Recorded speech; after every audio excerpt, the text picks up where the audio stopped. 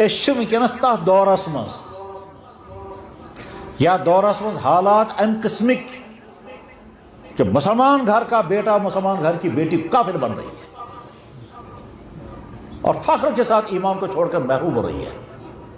اس دور میں ہم زندگی گزار رہے ہیں. اس لیے تو تمام یم بوزان چھو عہد کر کے اٹھو، کچھ بھی ہو جائے ہم اپنی ایمان کی نعمت سے اپنے آپ کو محروم نہیں ہونے دیں گے. حسرت ہے ان والدین کے لیے، اور اس سے زیادہ حسرت ہے ان کے لیے جو ایمان کی دولت پانے کے باوجود ایمان سے محروم ہو گئے. خسرت دنیا والآخرہ، یہ دنیا بھی ان کی برباد ہوگی اور آخرت تو ہے ہی برباد. جس لالچ میں آ کر کے انسان ایمان کو چھوڑ دیتا ہے، اس لالچ کے نتیجے میں آگے ملنے والا کچھ نہیں ہے.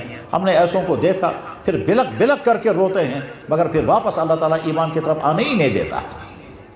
تو اس ایسے دور میں ہم ہیں.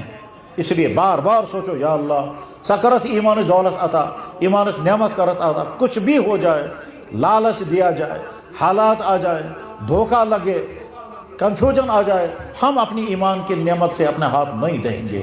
ہم ایمان چھوڑ کر کفر کی طرف نہیں جائیں گے. کفر چاہے کتنا ہی مزیدار لگتا ہو، چاہے کتنا ہی پرکشش ہو، چاہے اس کفر کے اختیار کرنے میں ہم کو کتنے ہی خواب دکھائے جائیں اور ہم کو کتنی لالچیں دکھائی جائے اور ہم کو کیا کیا کنفیوژن، لیکن اپنی ایمان کو نہیں چھوڑیں گے. اگر کشمیریوں نے، اگر یہاں کے لوگوں نے اچھی طرح سے ہی سمجھا، خصوصاً جو نیو جنریشن ہے، جو تمہاری نئی پورد ہے، اگر ان کو اچھی طرح سے ذہن میں آ گیا کہ کچھ بھی ہو جائے ہم اپنی ایمان سے اپنے آپ کو محروم نہیں ہونے دیں گے، تو آپ ایمان پر بچ سکیں گے. ورنہ نہ جانے کہاں کہاں سے کیسے کیسے شیطانی اور شیطانی ایجنٹوں کے دھوکے تم کو کہاں سے کہاں پہنچا دیں گے.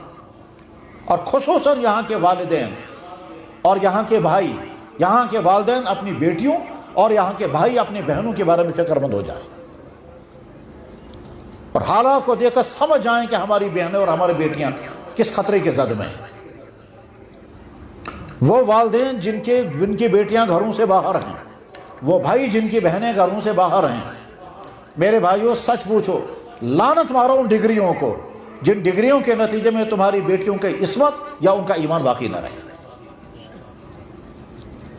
ایمان کی دولت اللہ نے عطا فرمائی ہے، شکر پڑھیں، پھر کہیں ایک مرتبہ الحمدللہ رب العالمین.